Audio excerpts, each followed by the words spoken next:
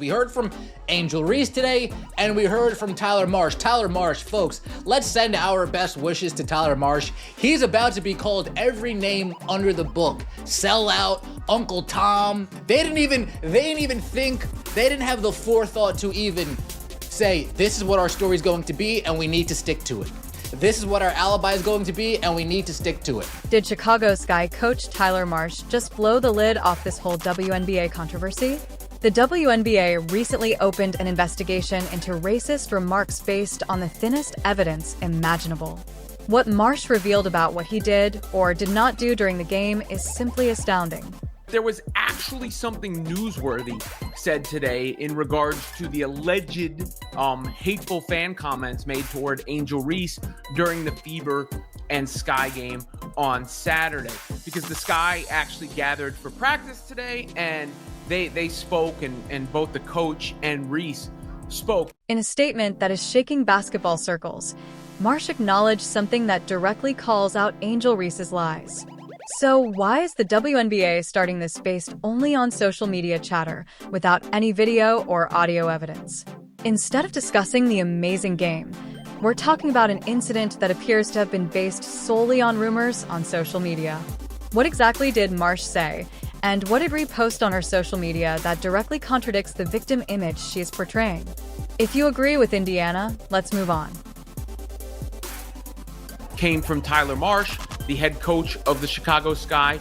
Here is what he said without further ado, which is probably the biggest bit of information, actual information we've gotten since this whole can of worms was opened, other than the actual statement. When asked when he became aware of the alleged remarks made during the Fever Sky game, Coach Tyler Marsh gave a direct response that blew up the entire WNBA investigation in 6 simple words.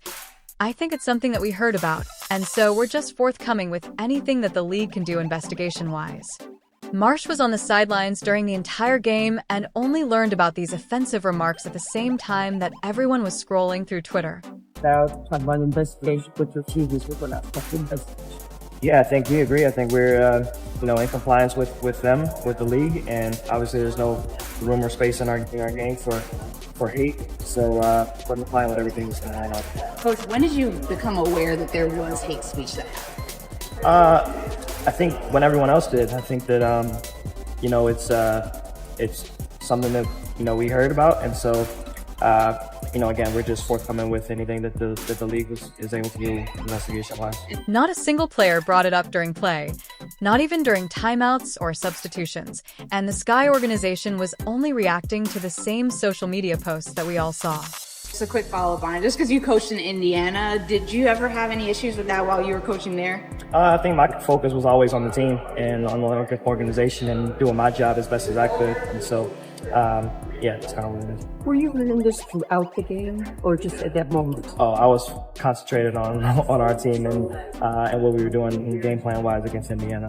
However, the WNBA opened a thorough investigation regardless, saying in their statement, the WNBA strongly condemns racism, hate, and discrimination in all forms. They have no place in our league or in society. We are aware of the allegations and are looking into the matter. However, there is no mention of actual evidence. Courtside microphones picked up squeaking shoes, player chatter, and coach instructions during this nationally televised game, but they somehow missed several derogatory remarks that were allegedly yelled from the stands. No reporter seated courtside heard anything, no fans posted videos of these remarks, and nobody complained to security during the game.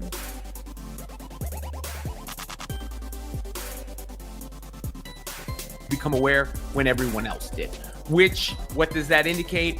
That the Sky did not know or did not hear anything in real time or see anything in real time. So that makes the Sky, that makes the Fever, that makes me, that makes everyone I talked to who was in the arena, everyone else who has spoken from. You're telling me that in 2024, in a stadium packed with smartphones, nobody recorded any evidence of these remarks, the commentators didn't bring it up, and the broadcast crew didn't report it? What specifically is the WNBA looking into because the venue announcer never informed security to remove anyone for bad behavior? Cell phones So far, no, nothing. To substantiate the alleged hateful fan comments or fan misconduct or however you want to label it, which makes me question mightily what the investigation is based on.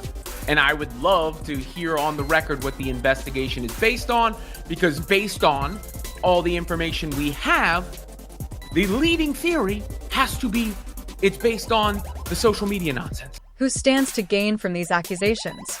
When you glance at the scoreboard, the question is answered automatically.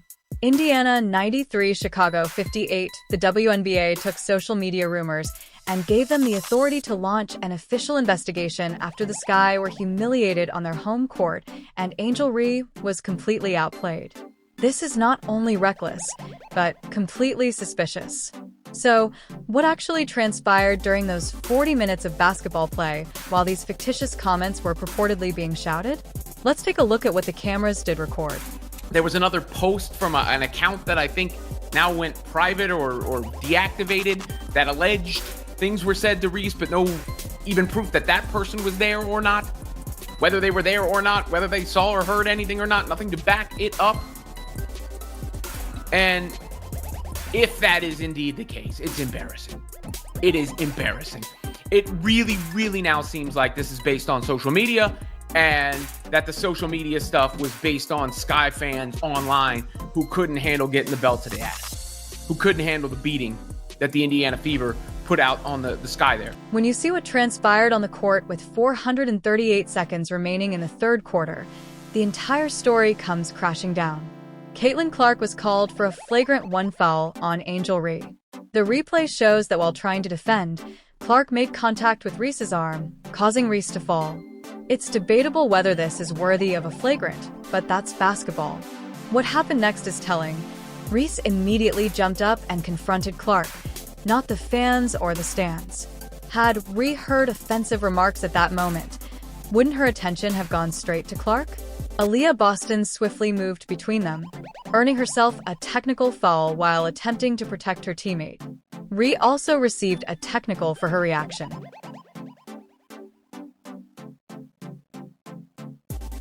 There's no way Angel Reese can continue the lie that she doesn't dislike Caitlin Clark. I know what hatred looks like. Angel Reese hates Caitlin Clark. Not some The coaches didn't confront the referees about fan misbehavior, the officials didn't call for security, and not a single player pointed to the stands to inform officials about fan behavior or demonstrate any response to remarks made by the audience during this entire discussion. The entire court activity was the focus of everyone's attention, and the body language spoke for itself. Reese was upset about the physical play rather than outside influences, and every player's reaction, including Clark Reese's Boston teammates' coaches, was perfectly in line with a typical basketball altercation. Not a single gesture or response suggested that anyone had overheard offensive remarks from the fans. And there is a lot of history there with Caitlin Clark and Angel Reese. You guys remember last year when Angel Reese celebrated Kennedy Carter getting that flagrant foul on the hip check against Caitlin Clark? You remember that? On the sideline, just, yeah, baby, get her, you get her. In the meantime, the Fever were completely dominating the Sky, ultimately winning 93-58. The 35-point thumping was humiliating for Chicago on their home court, and the Sky were embarrassed because they were outclassed and outplayed in every area of the game. When teams lose badly, tensions rise, players become agitated, and minor incidents escalate. This is human nature. The Sky were humiliated in front of their home fans, and that frustration was evident in the Clark-Reese altercation. That Caitlin Clark put on Angel Reese tried to hit her. But if it wasn't for Aaliyah Boston putting her arms in the way, Angel Reese would not be playing basketball anymore, because she was going to sucker punch Caitlin Clark. Therefore, why would Angel Reese and the Sky concentrate on supposed fan conduct rather than their subpar performance? The response is painfully clear. It's much easier to claim victim status than to acknowledge that you were completely outplayed by your biggest rival. The incident that we all witnessed was just competitive basketball between two fierce rivals, with physical altercations breaking out. Technicals were issued, and the game went on. What's odd is how quickly the story changed after the final buzzer. The post-game responses tell a completely different story than what the cameras captured during those 40 minutes of basketball.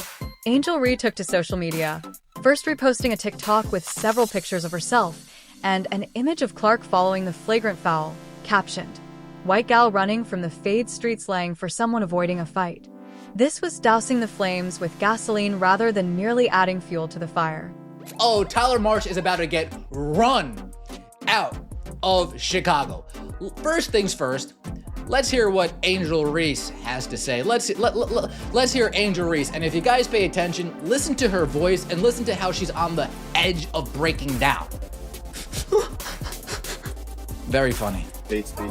Yeah, obviously there's no place in this league for that. I think the WNBA. Let's also watch the nervous body language, the nervous twitching. Yeah.